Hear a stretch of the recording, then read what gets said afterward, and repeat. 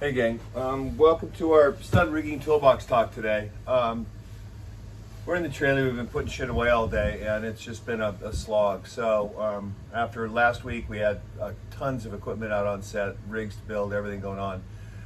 So of course this week's house mouse time, putting everything away. But we did something last week as part of all the flying we did, a little adjunct. It's not really flying, but it falls heavily in the stunt toolbox talk realm, is dead man's. Everybody who does stunts is familiar with them. Everybody's tried them. They're great fun. Run to the end of the rope and then get snapped up so your feet you go parallel to the ground and just fall flat back as hard as you can. Not real fun. They are what they are. For reaction shots, they're great. You know, getting hit with a baseball bat, etc. Well, that concept, of course, is pulled out. You know, we use it on horse stops. You know, you're riding a horse and you get shot and you come off the horse. They're brutal. They are brutal. So because we did one off of a motorcycle, I kind of wanted to get into the forces involved, because this is not something you want to rehearse a lot of. You know, I mean, the fact is, if you're running in onto a dead man, you just go for it, do it, and hit it. So you need to calculate the forces. If you are on a horse, you want to know what speed you're going or how fast you're going before you hit it, besides other things, so that you know how hard it's going to hit and it stays within realm. Once you get into motorized things like skateboard, scooters, wheelchairs, or hey, how about motorcycles, and you're getting dead manned off a motorcycle, you really need to calculate the forces. So I thought I'd take a moment to go through this, because as I said, it's not something you're gonna go, oh, here, let's try this, and you go out and whack and do it and go, ooh, that was too much, or ooh, that was, you're not gonna do it, it hurts too much, and the potential for disaster is enormous. You go over on your head, you land at speed on your head, you know, things like that. Necks, spines, they don't like that shit. So, obviously, since we couldn't rehearse it, I wanted to know my parameters ahead of time, the speeds we were going to go at. Of course, there's lots of anecdotal evidence. You know, the guys who are doing it, the guys who's on the tether got a hold of everybody he knows who's done with, and they all talked about the speeds. And, you know, he came back to me with a number he thought would be maximum. And funny enough, the physical evidence of the human body corroborates what I thought mathematically, which just the easier way for me to do it all beforehand. At least it puts it in a realm that I can understand in terms of force, G-forces, times, durations, you know, and that helps. So first you got to look at the force end. You have to look at the angle end, meaning what angle you're pulling the person off the thing. And then you have to look at how to eat up some of that energy and absorption, because we all know that if something moves with zero distance at that stop, it's going to be astronomical. A car hitting a lamp pole, okay? That's a good example, or, you know, something like that. So thankfully, you know, or just think of a completely zero stretch rope like we use Tech 12, dropping like a typical fall 10 feet onto a zero stretch leash. You know, and you think of the forces you generate. Everybody talks about factor 1, 2, 3. Well, these are off the scale by the time it gets to those because of zero stretch. You have no knots compressing. You have no rope stretching. Even static rope is 5%. Dynamic rope is 12%. Okay, so that stretch is what keeps you from getting your ass beat when those things happen. The reason static is 5% is because it's a work line. You're working at height. It's not really designed to be fallen on, which is why you have fall arresters, absorbica packs, things like that. It's why you tie your cow's tails with knots, because knots give you quite a bit of movement as they compress. So it gives you distance, and we don't need a lot of distance here. You know, the distance between 200 millimeters of absorption and 500 millimeters of absorption is double, okay? Double in force. So if you pull 5 G's at 250 mil, you pull 10 G's if you pull, 5 G's at 500 mil, you're gonna pull 10 G's at 250 mil in terms of distance to come to a dead stop. So it's good. It's a huge amount, and especially when you're talking about speeds. You know, meters per second, you know, like 22 miles an hour is 10 meters a second. Okay, just to put that in perspective, Usain Bolt runs the 100 meters in 9.5 seconds. It's the world record. So call it 10 seconds to go 100 meters. So that's 10 meters per second. That's the fastest dude on the planet at an outright, flat out sprint as fast as they can go. Okay, that's 22 miles an hour. All right? Just for those of you to know, to figure out miles an hour into meters per second, you multiply by 0.44. It's actually 44704, but you know, and if you want to know kilometers an hour, you multiply by 0.277 to get meters per second. Or for kilometers, since it's still in the metric system, you can just divide it by 3.6. So, you know, if you need to know meters per second of, you know, you can just divide your kilometers an hour by 3.6. Either way, you'll come up with your speeds, your meters per second, which is the speed you need to figure all this out. So first off, I'm going to just go through real world scenario. Okay, we had a rider on a motorcycle having to cross a 38-meter distance, okay, and come to a dead man. He's shot off of a motorcycle from the front with a high caliber weapon, like a fucking monster shotgun. So the reaction's got to be big, it's got to be instant, it's got to be brutal. So he's on a dead man. He comes off the bike crashes. Okay, great.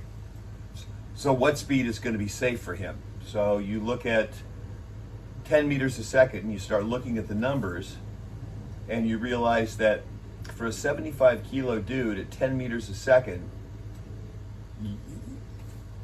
well, let me go back. In the old days, we had books with formulas. You'd have to go calculate the negative acceleration to get all your forces. It was a fairly complicated algebraic formula. And you'd know all your speeds in meters and everything in kilograms and everything and distances and all that. And you'd put them into these formulas and transpose them and get your answers.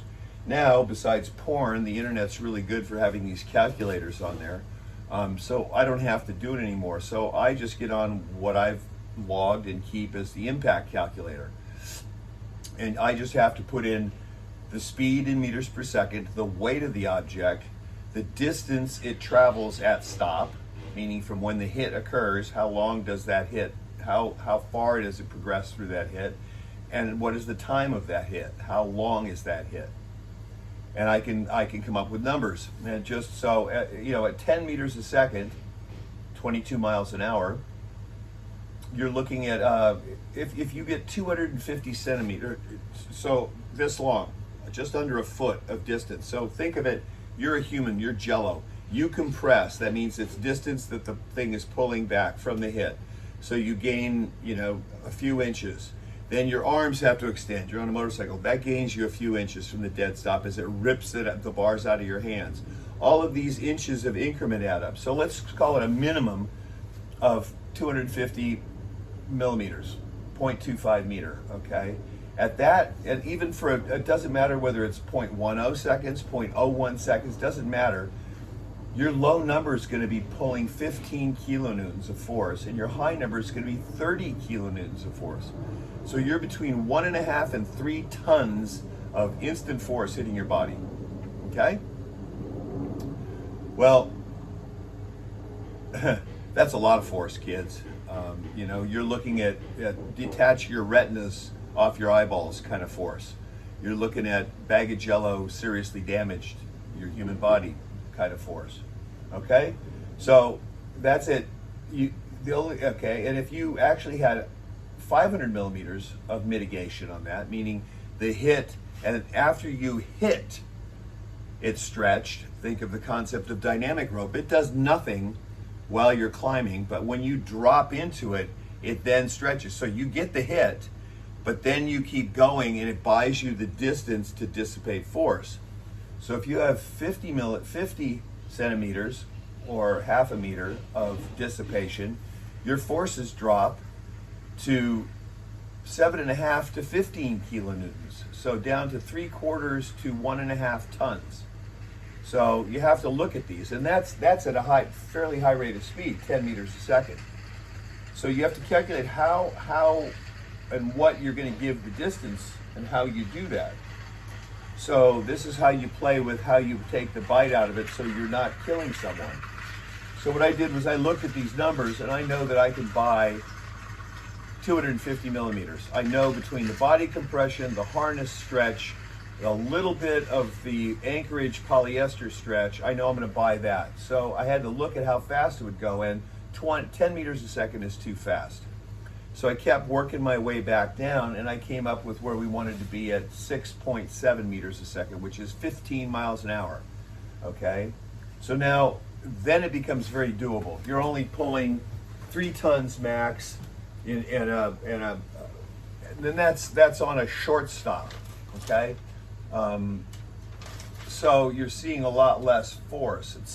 At 6.7 meters a second with a quarter stop distance, and it doesn't matter if it's a 1/10 of a second or a 100th of a second, you're seeing between 6.7 kilonewtons and 13 kilonewtons. Okay, so your max is 1.3 ton.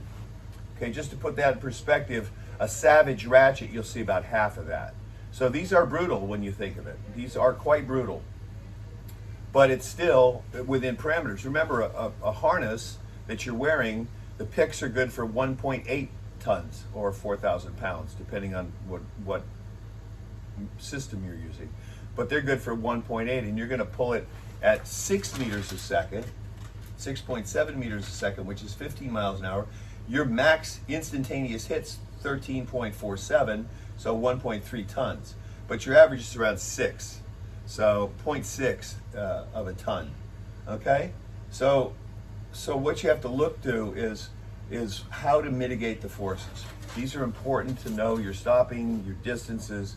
So I know that within a system, just between the human, the harness, the 1% of stretch we get in the line, and the stuff in my anchor points, I can get a quarter of a meter out, 250 millimeters.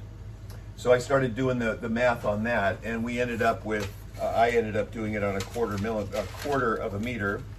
And his force is 3.3 kilonewtons as the average, and is 6.7 max, which still is a between 4 and 9G hit on the body. Now the 9G hit is instantaneous, it's momentary, it's gone the minute you start moving back off the bike because you take away from the force.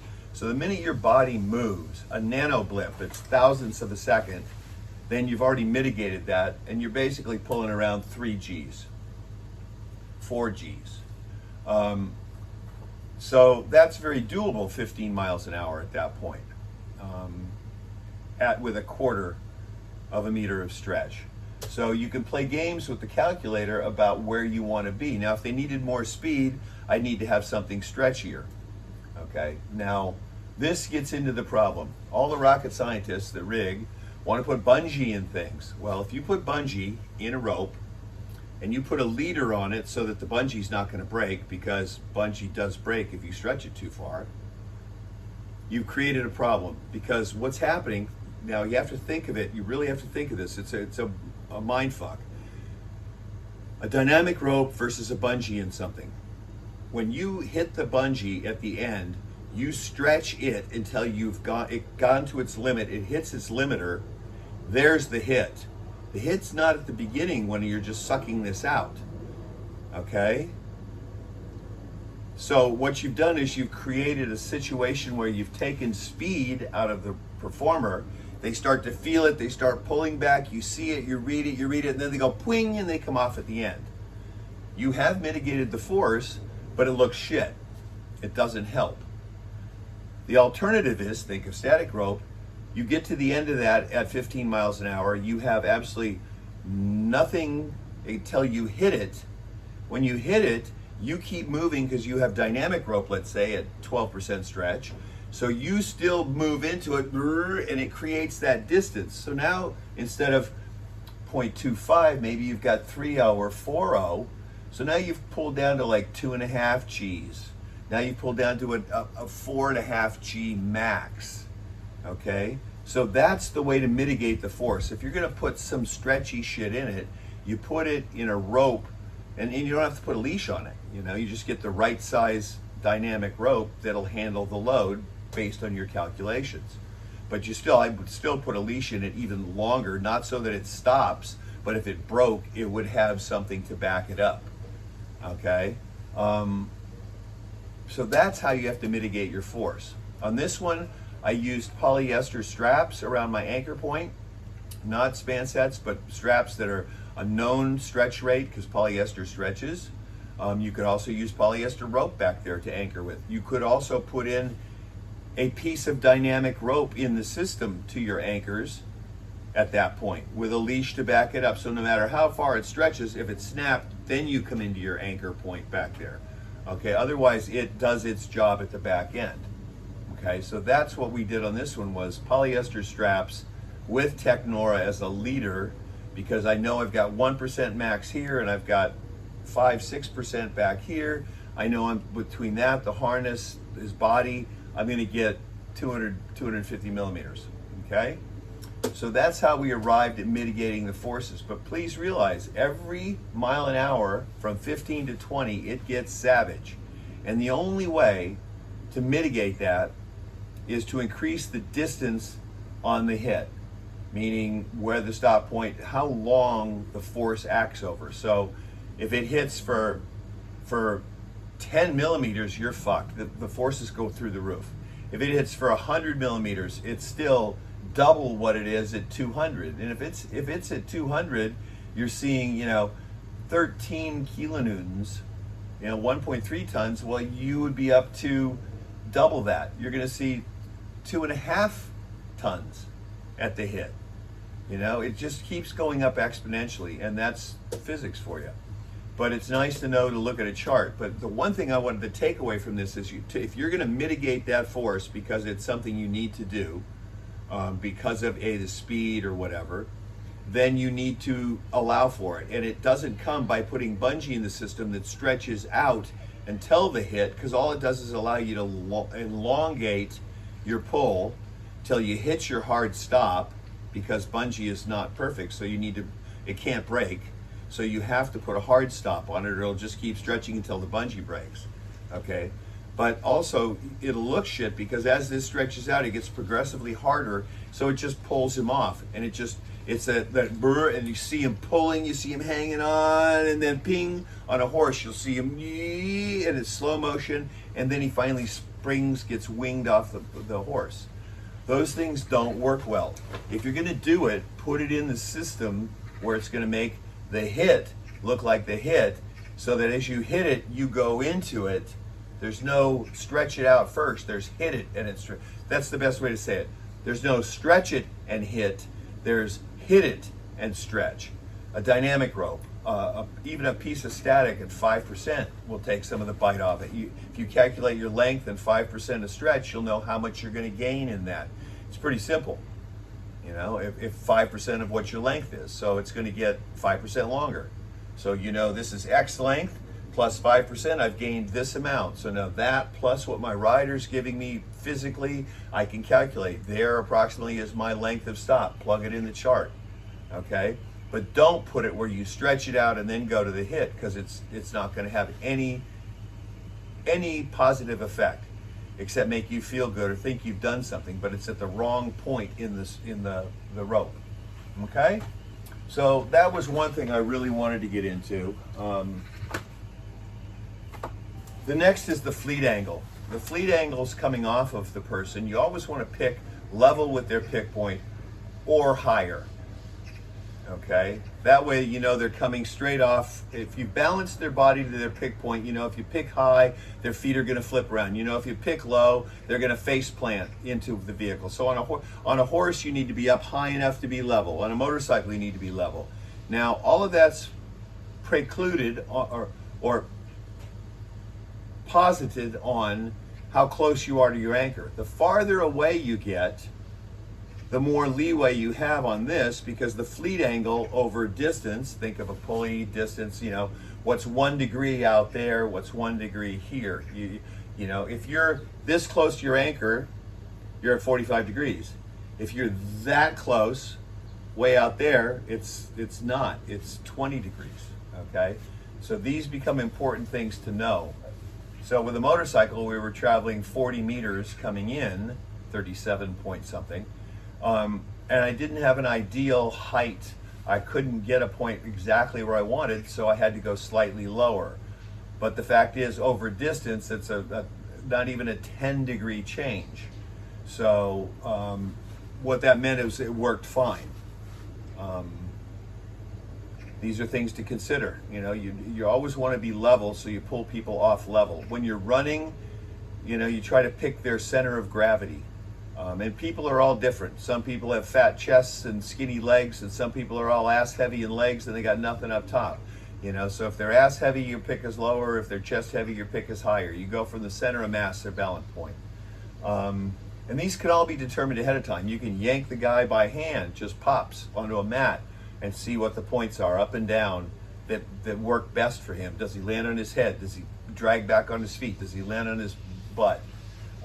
These are ways to balance, and you know these should be in your rigging logbook already if you're using the performer over and over.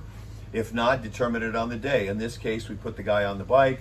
I pulled straight across, just a shotgun pull. I had somebody help me as well, and we shot him off, and I decided where the angle, I knew his pick point on his harness, and I picked the point, and it's the one he was comfortable with, so we put him there. Which brings us to another point. Besides the fleet angle, the band, the speed, the rope, the anchor, we've gotten to where to pick him. Not just one single pick on a harness point in the back and pull. When you pull, okay, a human's round, let's say oval. If you pull a single point from the back of an oval, what do the sides do? Remember, we're a bag of jello. The sides squeeze in. The harder you pull, the harder the sides come in. The more sudden you pull, the more sudden and hard the sides come in. So what are you doing? You're crushing what's in it. The best way to think of this is if you put the classic stupid move you watch on YouTube, one line ratchet with 2 leaders to 2 guys on a ratchet, and they hit the button, and the first thing those 2 people do is go together like that as they go back. Okay? It's the thing when we were kids, the clacker balls, giant resin balls that go to a single point, and if you move the point quickly, they slam into one another and keep doing this, so they go bap, bap, bap, and you end up with these toys that used to crush your fingers if you were stupid. Okay? So what I do is I pick people on these in 2 points. I prefer the side back pick, basically by the armpit or 1 or 2 or 3 bands down, whatever the performer requires for balance. The reason this is because a single point squeezes, 2 points don't. 2 points, you're pulling the whole front circumference back. So that is the equivalent of standing in front of him and pushing. Okay, you are spreading the load around. You're not squeezing him in. You're not yanking. You're pulling the whole thing back.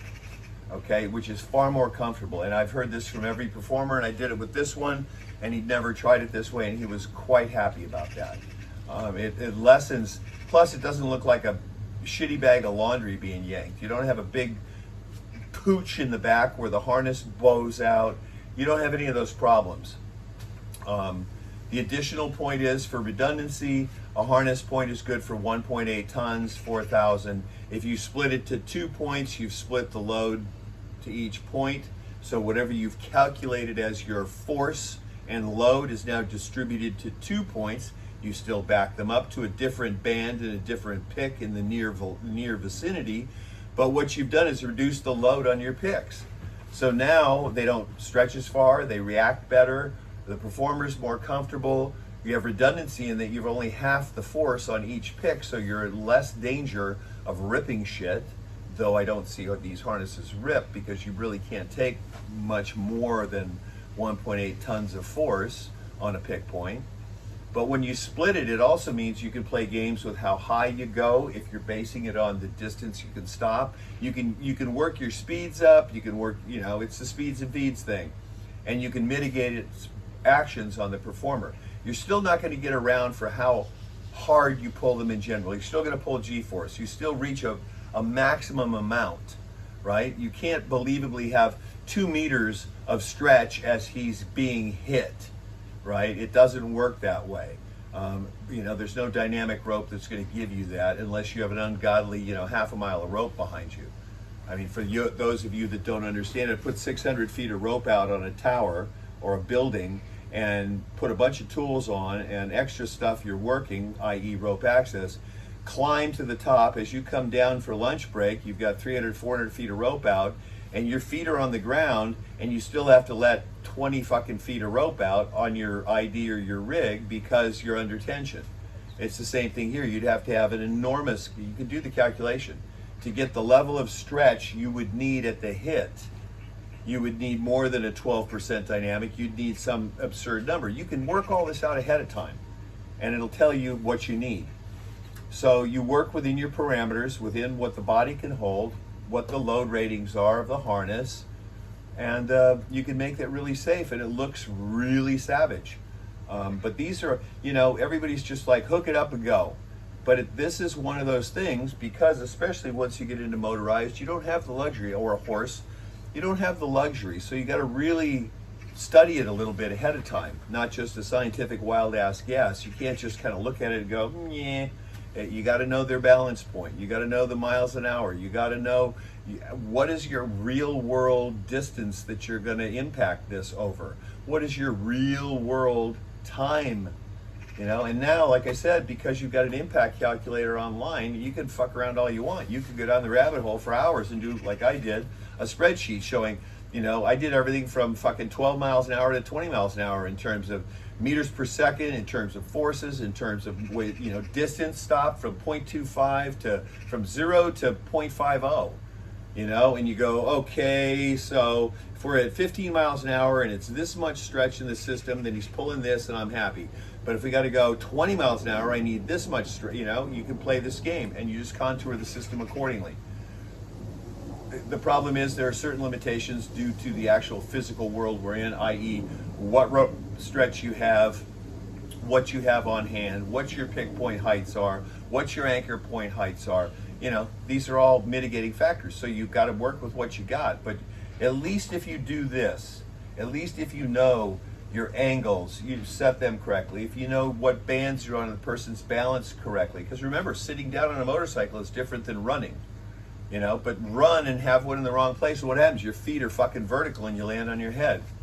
On a motorcycle, it's worse. Your feet are in front of you or up, so your body doesn't have any weight on it. It's just your torso. And on top of that, because the vehicle is moving until you're separated from it, it drives your lower body forward. So it accents this whole whip. So you need to pick accordingly. If you pick too high, they're going right over on their head. If you pick too low, you're dragging their legs through everything, and they'll snap their face down on the tank or the bars. Okay? So these are the things you need to kind of know before you do it, because it's not like you get a lot of shots at this. So, not to beleaguer it, it's not an all you got to do or just, hook them up and go kind of thing. You got to know these things ahead of time, and it's, the internet's made it easy. You don't have to know 4 formulas. You don't have to think of it in terms of negative acceleration. You don't need to go through transposing. You just pop up a calculator and play games with the numbers and make a spreadsheet. And now at 15 miles an hour, we're going 6.7 meters per second. He weighs this. This is what's going to happen. And you set it up accordingly. And that puts you in safe parameters where it looks good. You do it once. They only feel it once. And you're happy camper. Okay? Rather than the, I overcooked it, or the, that looks shit. And that's why I stress the whole bungee issue. Sit down and ruminate on that, because most guys won't get it. And I'm sure there'll be 100 million people who are going to argue with me about it. There's a difference between straight off into the rope or stretching something as you slow down to get to limit. There's a huge difference physically, physics-wise, and visually. So that's why bungee don't work. And like I said, I've set them up with dynamic. I've set them up with polyester. I've set them up with static. Anything between 5 and 10 or 12%, you can work with that. You can calculate how much it's giving you, right? So, if you have, so many meters and 12% of that or 10% of that is so many millimeters, 250 millimeters, you've given yourself what you need. That plus everything there, now you're over 250 and you're getting closer to 5. Because think of a body. If I take you and pull you, you compress, I've already bought this much. Okay? You slide back in the seat, I've already bought this much. So there's my 250. Because you can't stay static once the hit comes. Okay, so I've already bought that. So I can work on that as a minimum number, and then if I want, put more in it. You know, it also means he'll go a little deeper, obviously, than that point. You know, he will go a half a meter, him personally, farther down the line for the focus point on cameras and everything else they want to see. So you have to account for this, okay? And one thing predicates the other, and you can work it all out. Anyway, just a thought since we did it last week, and I've been putting stuff away, and you know, I spent an entire morning on spreadsheets and formulas, and this calculator made my life easier. I got out the old books and I was going to do it, and then I looked online and I was like, oh yeah, this is perfect, because it enabled me to plug in numbers and just basically fill in a piece of graph paper with columns, you know, speeds, forces, over distance, and I could do comparatives and just go, yep, that's where I want to be. So it helps you. These are things to think about, you know, and it's not an all you got to do. All right, so that's our Toolbox Talk wrap for today. This is, I think, number 53 or whatever. It's hot today. I've been sweating balls. We're still here since January doing these things, and in addition, we had fun. We had a bunch of people getting thrown downstairs on slack lines, and a bunch of people jumping off shit and landing on very narrow, bridled, so they don't hit the railings on walkways. Precision stuff, nothing rocket science, but you know, within the logistics of a real location, getting around buildings and getting point of view, line of sight operating stations required a lot of building. There was probably 400 or 500 feet of truss out in various configurations all over the roofs and fire escapes and upper reaches of these buildings to create operating stations. So this was just one of the things, the motorcycle, that we did, but it's one of the ones that the others we could rehearse. This you really can't. So anyway, these are all things to consider, folks. All right, that's it for today. Take care. Enjoy life.